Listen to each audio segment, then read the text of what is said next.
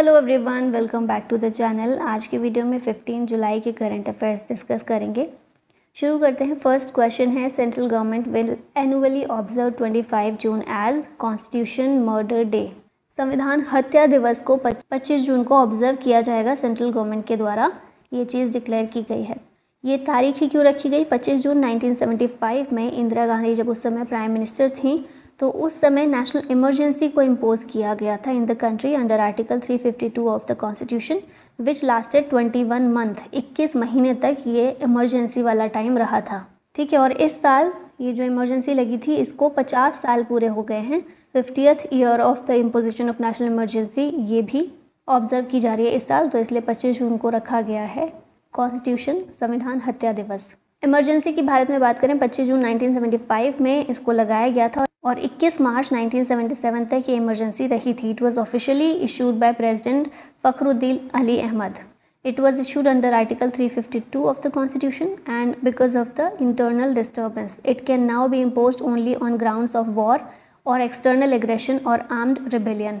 After the 44th Amendment Act of 1978, it cannot be declared on the ground of internal disturbance. Which country will host the 6th BIMSTEC Summit meeting in 2024?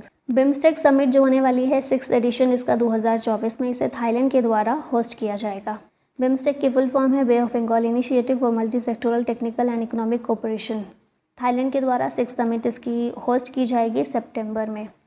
और recently 2nd BIMSTEC foreign ministers retreat हुई थी जिसको भारत के foreign minister जो हैं उन्होंने भी attend किया था।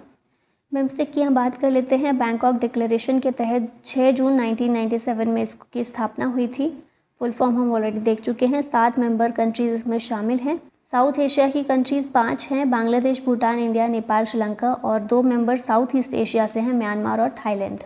सेक्रेटेरिएट है ढाका बांग्लादेश में। सेक्रेटरी जनरल हैं इंद्रमणि पांडे। और 25% ऑफ वर्ल्ड पॉपुलेशन ये साउथ एशिया और साउथ ईस्ट एशिया रीजन में रहती है बिम्स्टेक कंट्रीज़ में। When is world youth skills day celebrated? इसको 15 जुलाई को सेलिब्रेट किया जाता है। थीम इस बार की है youth skills for peace and development. इस दिन को मनाने का एम है to emphasise the importance of equipping youth people with skills for employment, decent work and entrepreneurship. 2014 से इस दिन को मनाया जा रहा है। यहाँ रिवाइज कर लेते हैं जुलाई के डेज। तो 1 जुलाई GST day, chartered accountants day, national postal worker day और नेशनल डॉक्टर्स डे होता है। 2 जुलाई को world UFO day, world sports journalist day. 3 जुलाई को international plastic bag free day. 4 जुलाई को USA इंडिपेंडेंस डे। 6 जुलाई को वर्ल्ड जूनोसिस डे। 11 जुलाई को world population day और 14 जुलाई को बेस्टाइल डे या फिर फ्रेंच नेशनल डे होता है। Which multilateral institution has approved $1.5 billion loans to India to develop the country's low carbon energy sector? तो भारत में लो कार्बन एनर्जी सेक्टर को डेवलप करने के लिए $1.5 बिलियन का लोन अप्रूव किया है वर्ल्ड बैंक ने। ये इस तरह का दूसरा लोन है जो वर्ल्ड बैंक के द्वारा भारत को दिया गया है। इससे पहले 2023 में वर्ल्ड बैंक ने सैंक्शन किए थे $1.5 billion to India for development of the low carbon energy sector.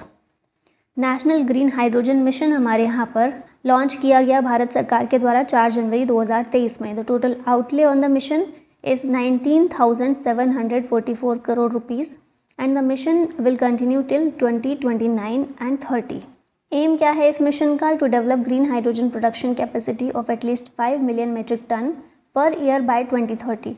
By 2030 the renewable energy capacity shall increase by 125 gigawatt and to attract $100 billion in investment from the private sector. ये main M है इस national green hydrogen mission का। The loan from the World Bank will supplement the government effort to achieve the target set under the National Hydrogen Mission. What is the composite score of India in the SDG India Index 2023-24? इसमें भारत का composite score है 71, option B correct है। नीति आयोग के द्वारा ये index जो है release किया जाता है, SDG India Index 2023-24। इंडिया का overall sustainable development goals score has improved to 71 from 66 in last year. और ये इंक्रीज़ क्यों हुआ है? Due to the progress made in poverty reduction, economic growth and climate action. The scores for states now range from 57 to 79 while UTs score between 65 and 77।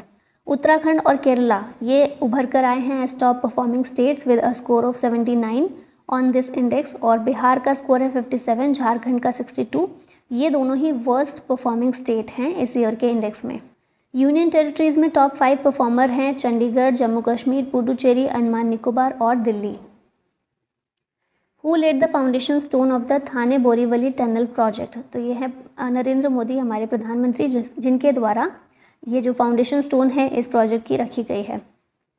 Twin tube tunnel है ये between Thane and Borivali, will pass below Sanjay Gandhi national park, और 12 kilometre का जो ये journey है इसको time को कम करने में ये हेल्प करेगी।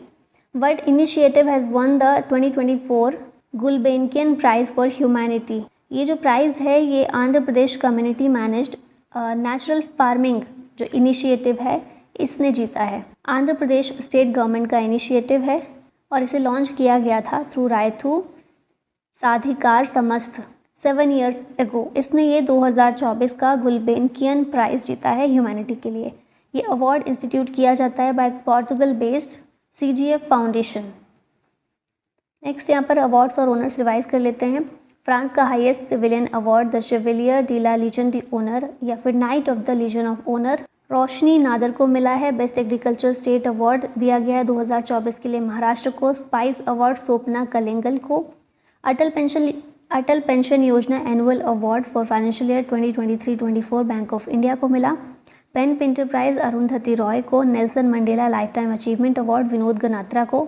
We Shantaram lifetime achievement award Subbiah Nallamuthu को मिला। सानिया मल्होत्रा ने जीता है best actress at the New York Indian film festival 2024 for her role in Mrs. World Health Organization का नेल्सन मंडेला अवार्ड निमहंस को मिला।